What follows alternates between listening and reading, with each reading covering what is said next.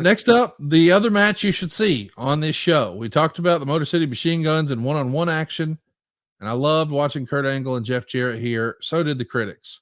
The Observer gave it 4.5 stars. The Torch gave it 4 stars.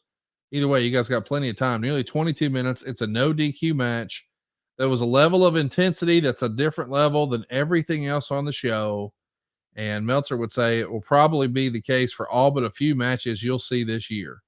The two wrestled like they were possessed, in the sense they were two people working a real fight as opposed to two people performing a routine. I want you to speak about that, Jeff. Like, when you're putting this match together, we talked about blurring the lines and the suspension of disbelief. And when that's the write up in the Torch and the Observer, that a different level from everything else on the show. Wow. High five, buddy. You did it. How about old Uncle Dave being complimentary, and even Uncle Wade as well? Yeah. Both. No, again, back to the story, reality based, and me and Kurt knew. I guess you could say, as two professionals sitting down to figure out the strategy, the mindset was easy to get in, and we both knew we've got to go out and not, you have to make it about winning and losing, but how you get there and the subtleties and the mindset has to be right. And look, there's a time and place for all kinds of stuff. Obviously, I'm not really just talking about comedy here. I'm talking about different high spots. But just from the time both of us came through the curtain, the announcers can only really call what they see, and obviously the backstory and the storylines that goes with it. But you have to, and I think both of us always do. You go get in your mindset. All right, Mike and Don are going to be calling this. What kind of emotion do we want to convey?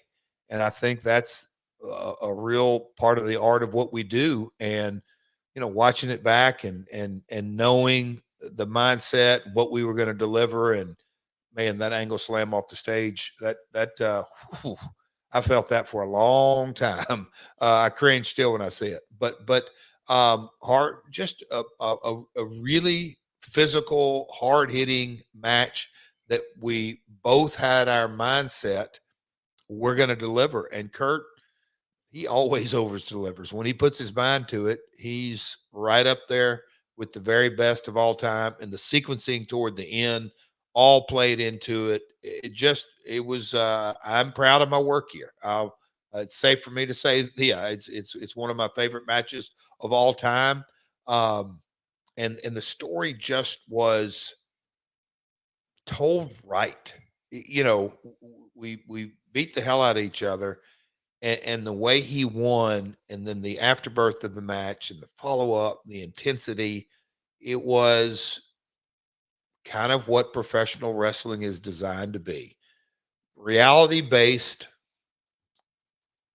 storyline built with a compelling physical match, and your people, your audience, you want them saying subconsciously, I got my money's worth. And I think that's what we delivered. Is this your favorite match with Kurt Angle of your career? You've had so many good ones with him. He's probably your best opponent, I would think.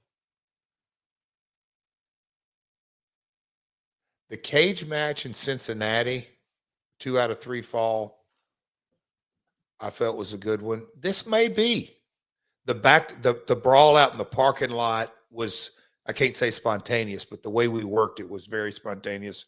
Was another one that just was damn good television work.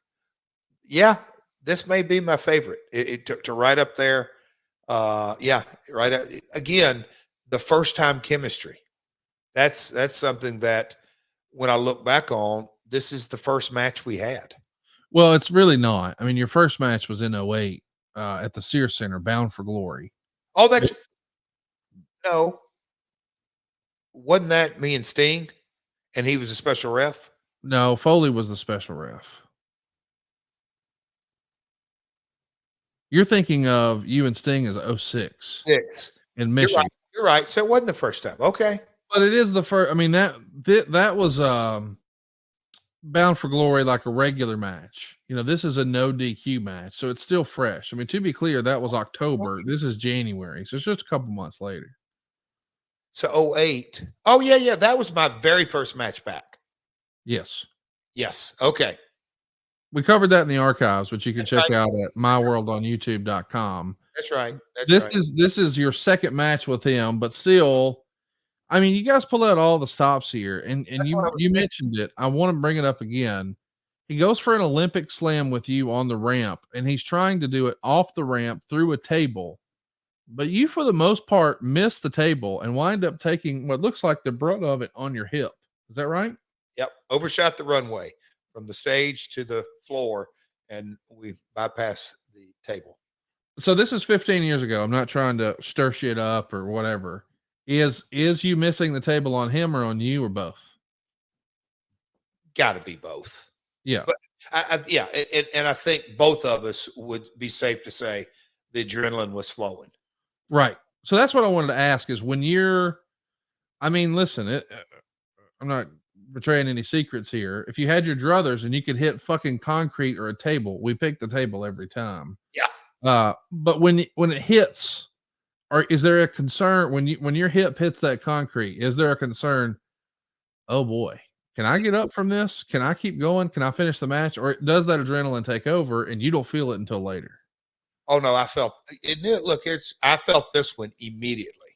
Yeah. Yeah, because yeah, up in the air and up, and you can't really think split second. But as I hit, I go, we missed the table. Yeah. Yeah, I felt it immediately. You crawl to the ring, selling the hip, which isn't probably that much selling, and you're covered in blood. And Wade would say it's some of the best selling you'll ever see. And in the ring, you're going to use a pedigree for a near fall, which gets everybody buzzing, I'm sure.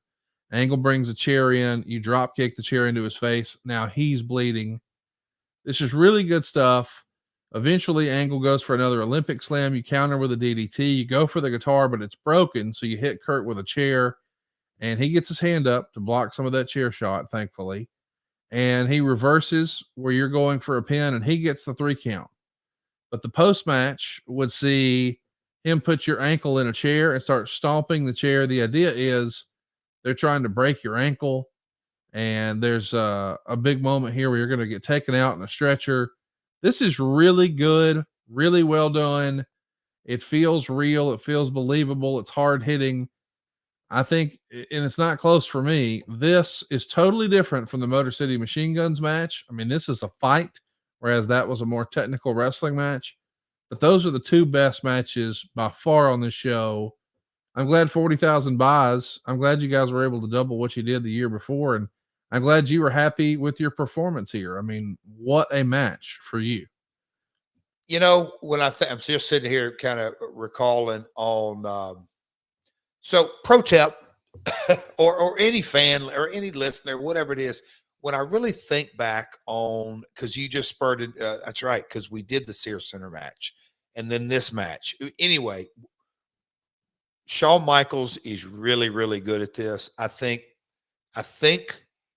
when you look at, we'll tie back in Mr. Saban, okay, here. You know, his coaching tree, if you will. It's crazy.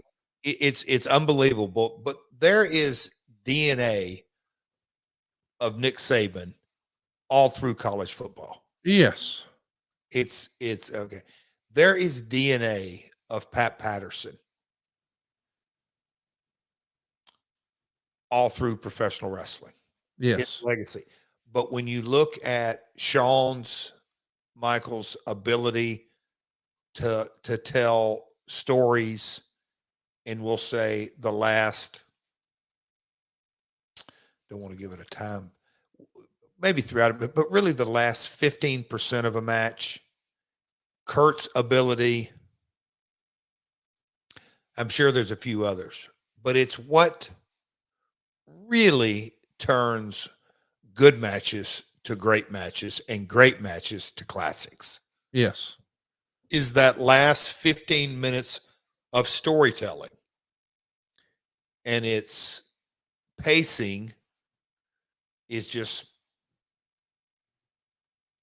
the real essence of the art.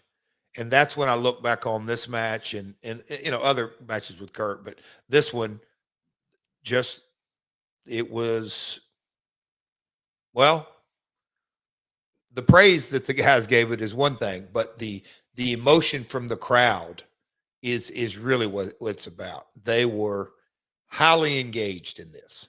Would you have rather had that match in the Impact Zone? Your home crowd?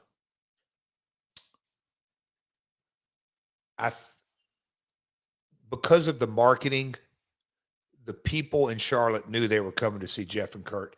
They didn't really know they were coming to see those two or three other matches. Yeah. So I don't think it mattered as much there. I don't, not in our match. I don't.